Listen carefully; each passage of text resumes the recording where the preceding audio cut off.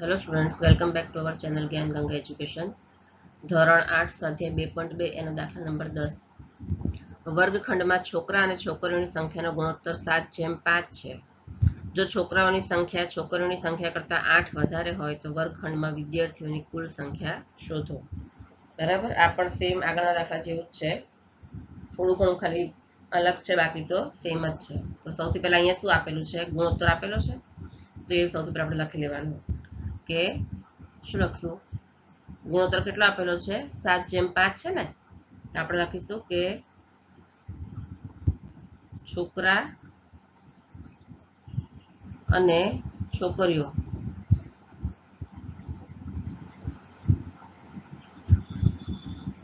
ની સંખ્યાનો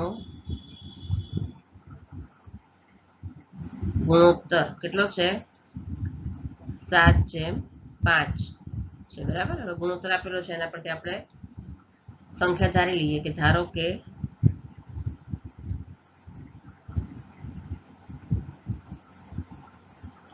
છોકરાઓની સંખ્યા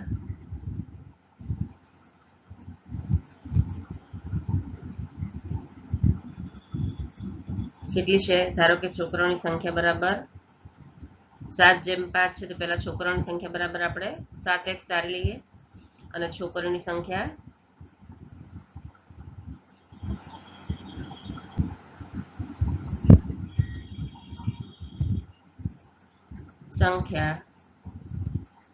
બરાબર 5x. બરાબર.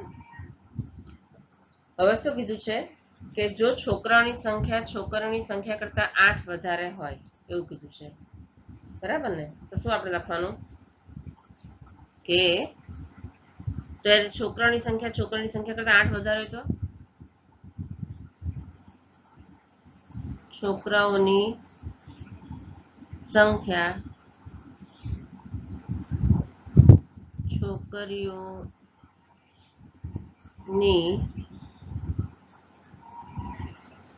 સંખ્યા કરતા કેટલી વધારે છે? 8 વધારે છે એવું કીધું છે. બરાબર. તો આપણે શું લખવાનું? માટે છોકરાઓની સંખ્યા કેટલી છે? 7x છે.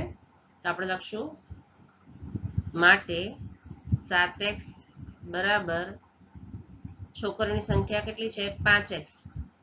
તો આપણે લખશું 5x અને એના કરતા 8 વધારે એવું કીધું છે. બરાબર. એના કરતા 8 વધારે છોકરીની સંખ્યા, તો 5x + 8 આવી રીતે લખાય.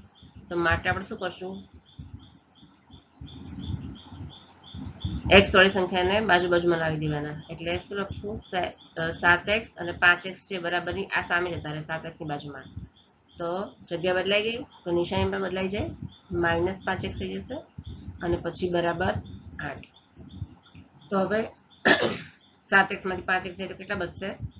7 માંથી 5 જાય તો 2 રહેશે, તો 2x = 8. તો માટે x બરાબર કેટલા થાય? x = 8/2 છે, ક્યાં જતા રહે? સામે, એટલે ભાગાકારમાં જતા રહેશે. બરાબર. તો છેદ ઉડશે, 2 ચોક 8. તો માટે x બરાબર કેટલા થશે? x = 4. x ની કિંમત આપણને કેટલી મળી? અહીંયા 4 મળી છે. ચલો હવે શું કરવાનું? હવે આપણે છોકરાઓની સંખ્યા ધારી છે, એમાં x ની કિંમત મૂકી દેવાની. તો માટે આપણે શું કરવાનું? તો માટે છોકરાઓની સંખ્યા કેટલી થાય? માટે છોકરાઓની સંખ્યા બરાબર આપણે કેટલી થઈ? છોકરાઓની સંખ્યા 7x છે ને, તો 7x બરાબર કેટલા થાય? 7 × x ની કિંમત કેટલી મળી આપણને? 4 મળી, તો 7 ચોક 28 થશે. બરાબર. આ છોકરાઓની સંખ્યા છે અને છોકરીઓની સંખ્યા કેટલી થશે? તો લખશું આપણે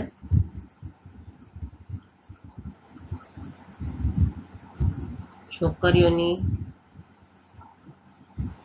સંખ્યા બરાબર આપણે કેટલી ધારી છે? 5x છે ને, 5x બરાબર 5 × x ની સંખ્યા છે 4 બરાબર 20 થશે. આ છોકરાની સંખ્યા છે. હવે ટોટલ સંખ્યા કીધી છે તો 28 + 20 કરી દઈએ ને. છોકરાઓ વત્તા છોકરીઓ બંનેનો સરવાળો કરી દેવાનો.